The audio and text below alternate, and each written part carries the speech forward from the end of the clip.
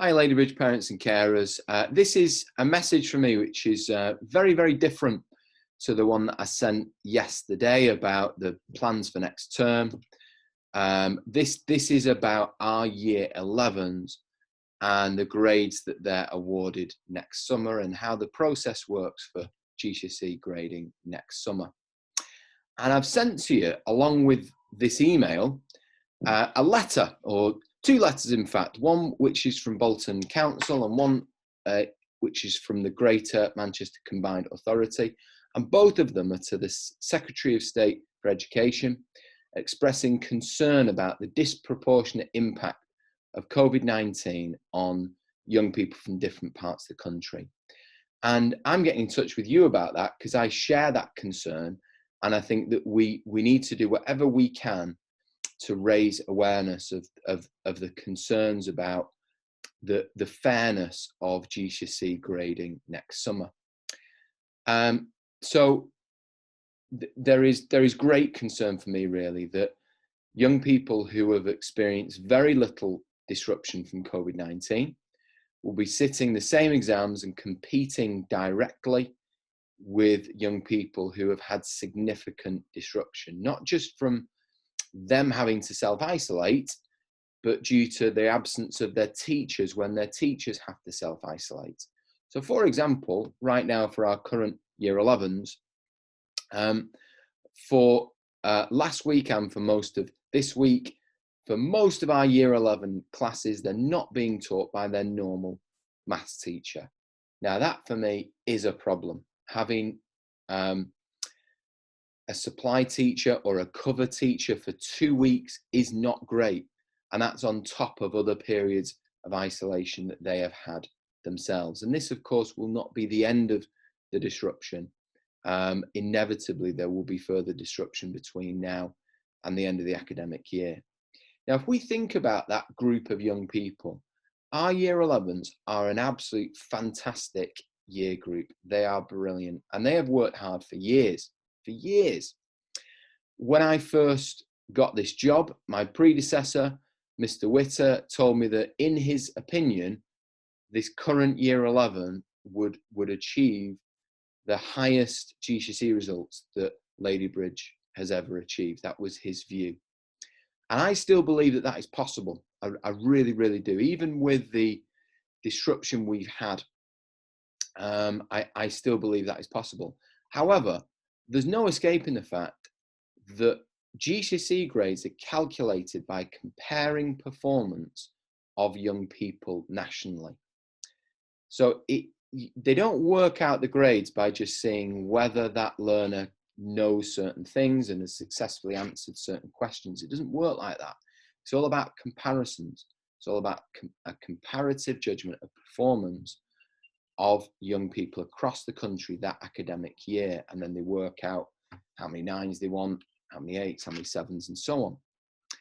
So in my opinion, all of those comparisons this year will not be fair.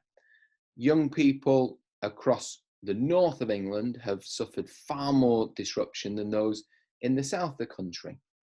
Now, it's not just about the north versus the south. It's just a simple fact that there has been far more disruption this term in some parts of the country compared to others. Now, changes were announced last week, and the reason why I've chosen to sort of go public on this week is I wanted to see, well, what the government are going to do about it. And they announced last week what they're going to do about it.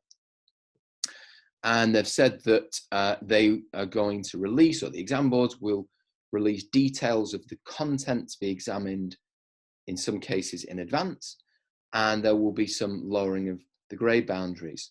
But my point is, that will do nothing to address the issue, because those benefits will be there for the young people who have experienced little disruption. So by doing that for everyone, by in effect making it easier for everyone, it doesn't do anything to help those who have experienced mass disruption, because GCSE grades are generated by comparing the performance of learners across the country. So they're not based on looking at individual performance. They're generated through those comparisons with the performance of others. And in my view, this year, these comparisons will not be fair. Now, if you share my concern about this, you may wish to write to your local MP or to the Secretary of State for Education. So today, I'm going to send this message and this letter to Chris Green, who is the local MP for Bolton West, and to the Secretary of State for Education, Gavin Williamson.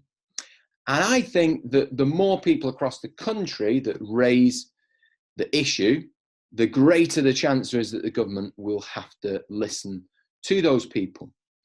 Now, just to stress, I'm not just saying that doesn't work. You know, there are lots of people out there making some sensible suggestions about alternatives that could be considered. So, for example, you could use teacher assessments, or you could use a blend of teacher assessments and exams, or you could stick with exams, but give young people and their teachers some choice over which questions they answer. So there's some choice there to enable them to avoid the topics that they've not been taught in as much depth, and to allow their teachers to be a bit more sort of strategic in preparing them for the exams. Now, just to, some of you may be thinking, well, we don't want to do teacher assessments because that's what happened last summer and that was a right mess. But just because last summer's GCSE exam results and A-levels and the grading was handled poorly, it doesn't mean that teacher assessment doesn't work. It just needs to be managed better if and when we're ever going to do it again.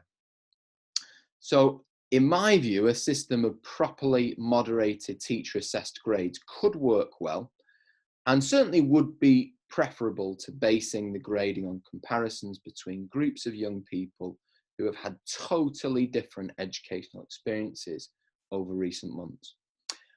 If you have taken the time to watch this or to read this, thank you very much.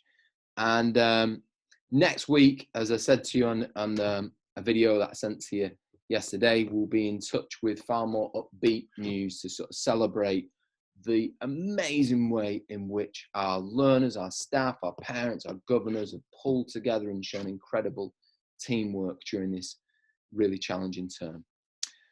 Thank you for listening, everyone, and I will leave it there. Thanks very much. Cheers. Bye-bye.